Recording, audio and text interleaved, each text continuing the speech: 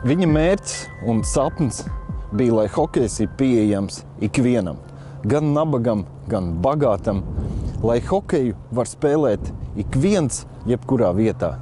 Mūsu stāsts ir par aizrautīgu cilvēku, kura mūža sapnis bija hokeja laukums un internāts, lai ar hokeju varētu nodarboties ik viens. Tas bija Andris Siliņš.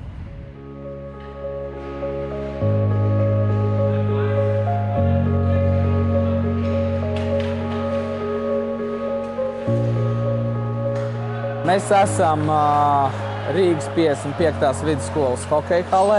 Es viņu savādāk nevaru nosaukt, jo šis ir zināmā mērā, kas liksies drusku jocīgi. Varbūt ne Latvijas hokeja patreizējā hokeja šūpulis, bet noteikti tā kaldinātava, kur Latvijas patreizējais hokejs apgūva pirmos soļus, pirmos slidus soļus, ja tā var teikt.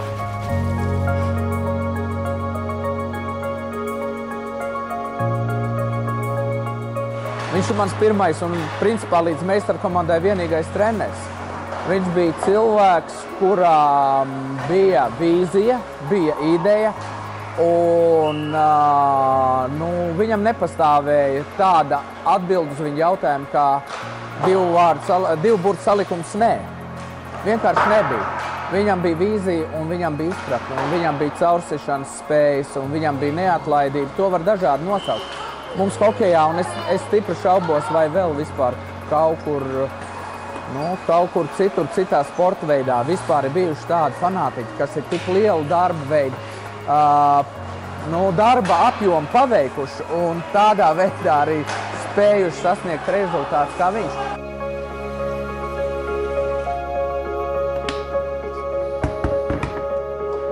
Kā var būt, ka cilvēks, kas dzīvo 150 km no Rīgas, Madonā tajā laikā,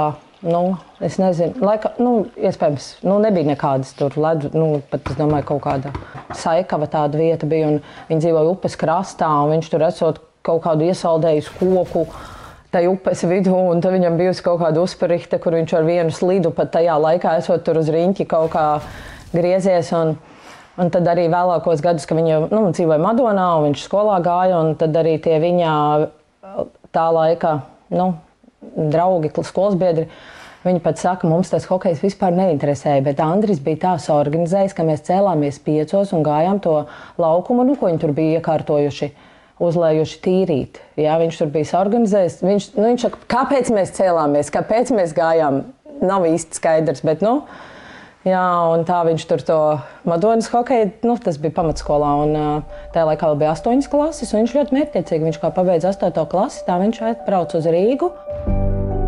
Es nezinu. Školu Višovs par ķunam мастерства. Tas ir augstākais meistarības skola. Перевода. Jā, un pēc tam atkal Voļina. Trenerom po hokeju. Hokeja treneris, un te jau latviski, te jau 90. gads.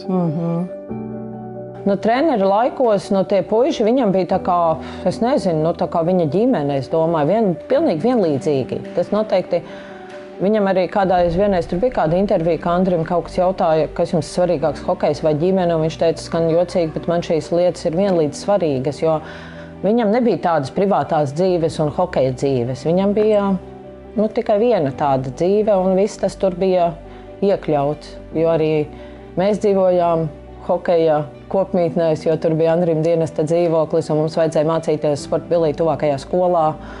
Es atceros tādu epizodi, ka tētis par kaut kādu pazīšanos nopirka man un brālim saliekamo riteni. Bet mani prieki bija īsi, jo izrādījās, ka saliekamo riteni viņš kaut kā izstāstīja vai vienam ķirurgam, traumatologam, kas arī dzīvoja mūsu ciematā. Un ņemot vērā, ka hokejistiem bieži ir traumas, tad mans ritenis tika tālāk, kā teikts, nokārtots daktera meitai. Jā, tāpat bija mūsu veļas mašīna. Es arī atceros, ka vienam kaut kādam viņa laika biedram vai komandas spēlētājiem piedzima dvīņi. Viņš izdomāja, ka viņiem vairāk vajag. Mūsu veļas mašīna arī tika dota. Viņš tāds ļoti, ļoti izpalīdzīgs viņš bija. Tā jau protams, un viņam likās, ka viņš viņam pēc tam man to riteni nopirks. Protams, jau nenopirka. Viņš ļāva attīstīt savu hokeja mīlestību, jo hokeja mīlestība tas nav tikai skatīties hokeja spēles, tas nav tikai trenēties, tas nav tikai nodarboties sausiem treniņiem vai krāt hokeja kartiņas vai skatīties vecos videos vai YouTube, kā tagad to var izdarīt. Viņš vienkārši ielika kompleksu, ko nozīmē būt hokejistam no visām pusēm un principā hokeja cilvēkam. Viņš saslimdināja ar hokeju vecākus, vecvecākus, līdzgaitniekus, jebkuru cilvēku viņš spēja apburt ar savu hokeja māniju, ja to tā var saukt.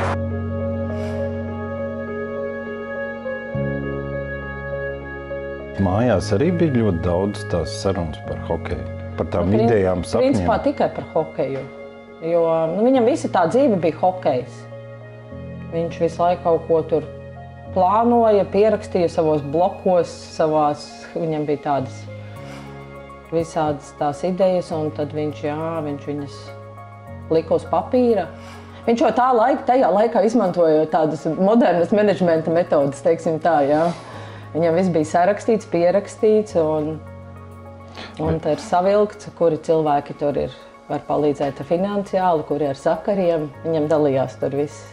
Un tā, lai šo ideju mēs realizētu, mums ir vajadzīgs tās, un tad viņš zināja tas varētu tur tam cilvēkam labi padoties, un viņš ļoti, ļoti daudz cilvēks iesaistīs, ne jau tikai to pašu, ko mēs jau iepriekš runājam par to tagadējo federācijas vadītāju Kalvīša kungu, bet arī ar ļoti, ļoti daudzi ir cilvēki, kas ir aizdegušies ar to ideju vai kaut kādu brīdi bijuši aktīvi, tieši pateicoties tām viņa aktivitātēm.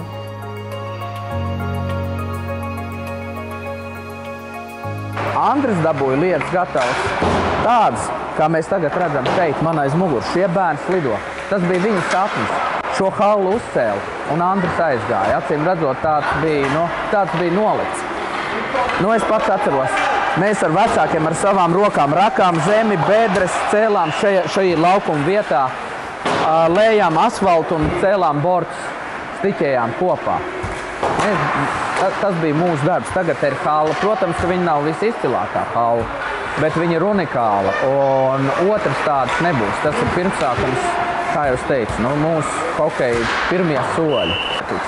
Un man neviens nekad nemainīs manas domas, ka viņš ir mūsu Latvijas, šīs te sarkanbaltsarkanās Latvijas izlases īstais tēvs.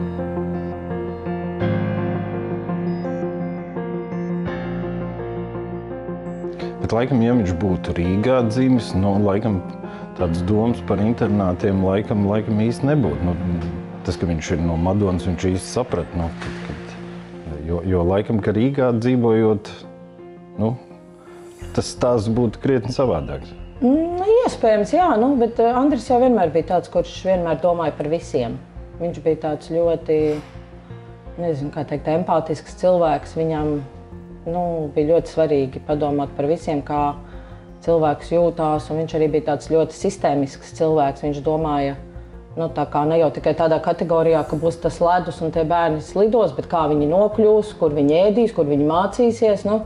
Un viņš pats nereizi uz to Ameriku neaizbrauca. Nereizi. Viņš tur aizsūtīja visus citus, tagadējo Rīgas skolas direktoru, un vēl tur kādi brauca un bērnus savus sūtīja, bet viņam tas, viņš, tā kā, ja viņš zināja, laikam, noteikti tās savas vājās puses. Iedomājies, ir divi ugunskuri, uzkurt un vienāds pagaļu daudzums, vienādā sausuma kaut kādā konsistencē, Un viena ir piešķilta baigā liesma, un otra normāli deg, un trešā grūst. Kurš ilgāk noturēties? Tā enerģija ir tik daudz, cik tas ugunskurs var izdot. Viņš dega nepārtraukti ar daudz tūkstošu grādu karstumu, ar milzīgu liesmu, un, protams, ka viņš izdeg. Nevis viņš nogur, viņš izdeg. Un viņš izdeg tāpēc, ka laiks gāja, viņam vajadzēja vēl. Viņam idejas ģenerējās visu laiku, un cilvēki viņu uzskatīja par traku. Viņš bija ģēnijs. Viss ģēnijs uzskata par trakiem, un, protams, ka viņam visiem ģēniem ir dīvainīgs, jo cilvēki viņus nesaprot. Viņu domas strādā savādāk, kuras tajā laikā ikdienas cilvēkam nav pieņemams, nav saprotams.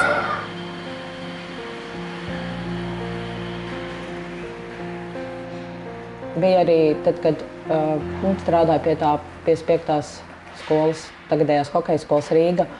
Tā ledus laukuma būvniecības bija izveidots tāds milzīgs makets, nezinu, kaut kāds metrs uz metru vai pat lielāks, kur bija ar visiem apstādījumiem, viss tāda pilnīga vizualizācija ar visu tāds, dzīvē tāds makets, jā.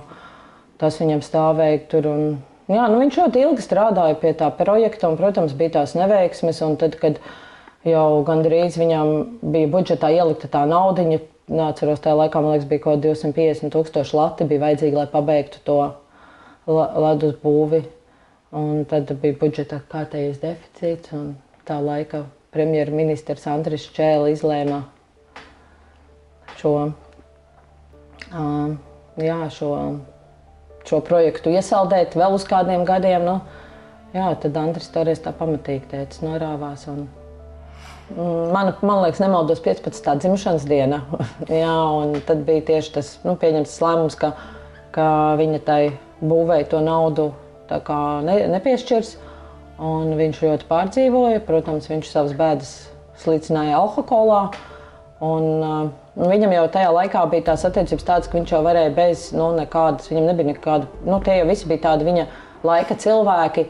Un viņš varēja tā kā patiešo zvanīt tādam Andrim Šķēlem vai Kalvītim, vai kāds viņš tur tajā laikā bija. Viņam tā kā visi tie kontakti ar tiem cilvēkiem bija tādi tieši.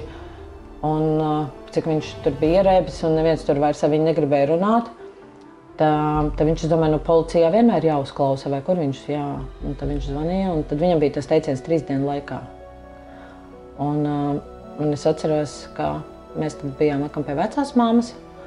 Un kaut kādās avīzēs vai ziņās teica, ka viens zvanījis un teicis 3 dienu laikā. Bija uzreiz skaidrs, kurš tas ir. Jo tas teiciens 3 dienu laikā, jo viņam, ja bija kāds termiņš, ko viņš kādam kaut kas bija jāsakārto, tad parasti tās bija 3 dienas tika dotas. Lielāks termiņš nebija. Un tad tā bija, ka sākumā viņi nekā uz to nereaģēja. Bet tam viņi saprata, tomēr tas ir draudi. Amatpersonai, kaut kas jādara, un atbrauc drošības policija, izkratīja visu māju. Vakarā viņi tikai, protams, atbrauca. Ko viņi varēja tur izskatīt, jo tur nebija nekādu ieroču, viņš jau bija pilnīgi labdabīgs. Tad viņi paņēma viņu, aizveda. Viņš pat 3 mēnešus pavadīja ieslodzījumā. Jo tur bija tāda kā doma, ka tāds precedents vēl nebija bijis, ka kāds ir draudējis premjerministram un tad tā kā paraugu tiesu, kā tas varbūt tā kā pa biedu citiem, bet tur tālu tajā laikā, es atceros, Arturs Irpi rakstīja tur Saeima vēstuli un tur daudzi tā laikā. Viņš it kā daudz pazina tajā laikā, kas tur bija deputāti un prokurors viņam bija labs draugs un klases biedrs un visi kaut kā mēģināja viņu tur izvilkt no tās situācijas un tad viņam piespieda ārstēšanu. Tad viņš pavadīja Sarkandaugavā kaut kādu laiku. Es domāju, tas bija principā tāds lūzuma punkts. Tur viņam...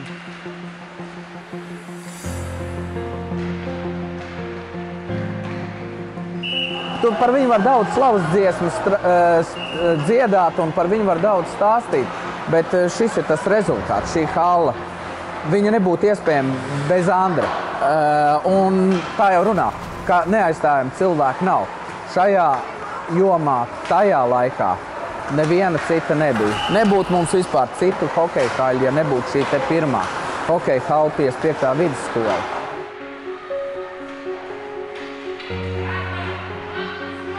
Viņš nomira 49 gados. Viņš faktiski savā dzīvē izdzīvoja tik, cik cilvēks, es nezinu, 100 gadus nodzīvojot 2 dzīvēs neizdzīvot. Jo viņš dzīvoja ļoti intensīvi, ļoti. Un līdz ar to, kad viņš beidz to savu sporta akadēmiju, mēs varam, man liekas, 75. vai kurā gadā, viņš jau uzreiz paņēma to savu pirmo komandu, kā viņš ieguva diplomu 20 cik gados, cik 22 vai cik gados cilvēks absolvē. Plus mīnus, varam tur pareiķināt. Un viņš uzreiz pieņēma to savu pirmo treniņu komandu, kurā bija kaut kādi, mēs tur bildēs varam apstīties ap 40 bērniem.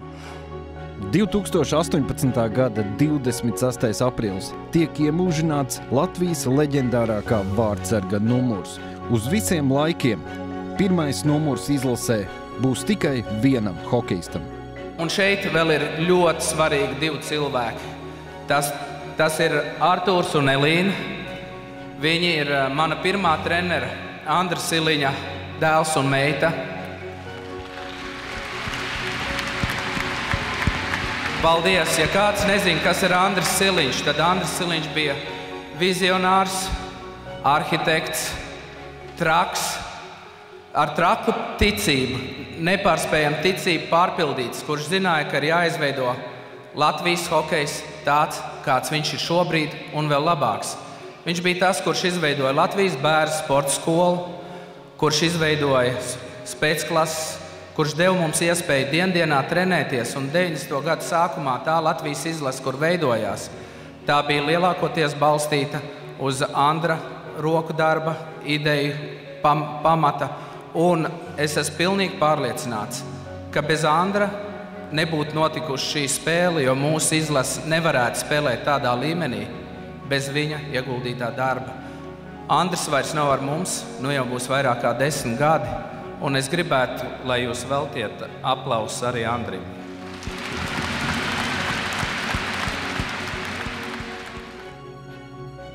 Attiecībās ar Artūru Irberi mēs tā, neesam, mums nesanāk bieži ne tikties, bet tās reizes retās, ka mēs tiekamies, ir tāda, kā pateikt, viņš ir tā, viņam ir tādas pašas jūtas pret Andri kā man, līdzīgas, viņš tāpat viņu ciena un novērtē, un man tā grūti pat parunāt, un viņš tāds, mēs varam nesatikties, bet tajā brīdī, ka mēs pēc, reiz 5 gados satiekamies, tad ir faktiski, tāds sajūta, kā viņš būtu tāds vecākais brālis, jo viņš ir tāds pats Andra bērns kā mēs.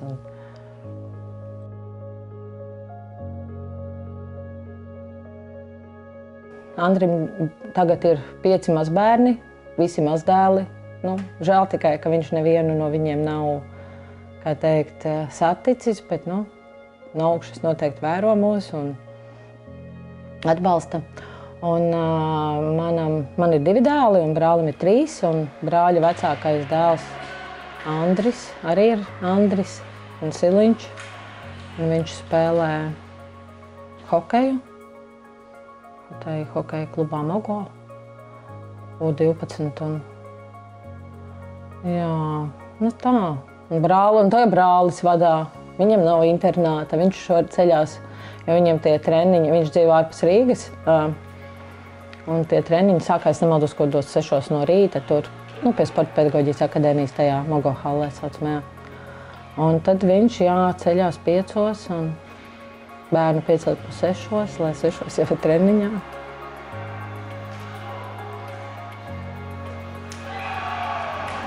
Manam brālim noteikti tas tāpēc, ka mēs jau visu to bērnību pavadījām starp tiem hokejistiem. Mēs uz skolu braucām ar to hokeja autobusu vai ar to mikroautobusu Latvijā. Andrim bija mikroautobusu Latvija, tad lielais autobus, un tāpat lejā bija tā sporta zāle. Un man ir, liekas, kaut kādas 2 rētas galvā, kur es vienu dabūju ar kaut kādu sporta zālē, kaut kādam polim tur kaut kāda atnāca vaļā tā josta, kur piesprādzējās un skrien, tajā. Un otru reizi, man liekas, Zaugavas stadionā es pa tuvu stāvēju. Jo tad jau nebija tādi visi tā kā tagad tie borti un stikli. Jo mums jau tā visa dzīve tur pagāja. Tāpat pēc skolas, ko mēs darījām, tad vēl tās 1. klases. Līdz, tie vēl bija padomju pēdējie gadi. Sporta pili, dienesta ieeja, 1. atvilknē ēšanas taloni, kafejnīca. Kādreiz ir bijis mirklis, kad skaties kaut kādu pasaules čempionātu spēli vai fonā, un kad tu aizdomājies, tur tētis arī pielicis savu roku savu laiku. Tāpēc arī varbūt tās, es domāju, noteikti, ka tādu brīži bijuši un nemaz, un tāpēc arī varbūt tās arī ir viegli, nav tāda nekāda rūgtumā par to, ka varbūt mums kā ģimenei bija maz laika, vai viņš kaut kā mani vai brāli nekur nevirzīja. un vairāk tur ar tām savām hokeja lietām bija aizņemts. Jā, nu varbūt tās vismaz, nu viņš aiz sevis atstāja kaut ko palojkošu, un mēs to varam piedzīvot un redzam, un tāpēc arī varbūt tās, nu, nav tāda nekāda rūgtuma vai, nu, tikai tāda mīlestība uz to visu. Raidījumu atbalsta Maxima, lai uzvaru netrūktu.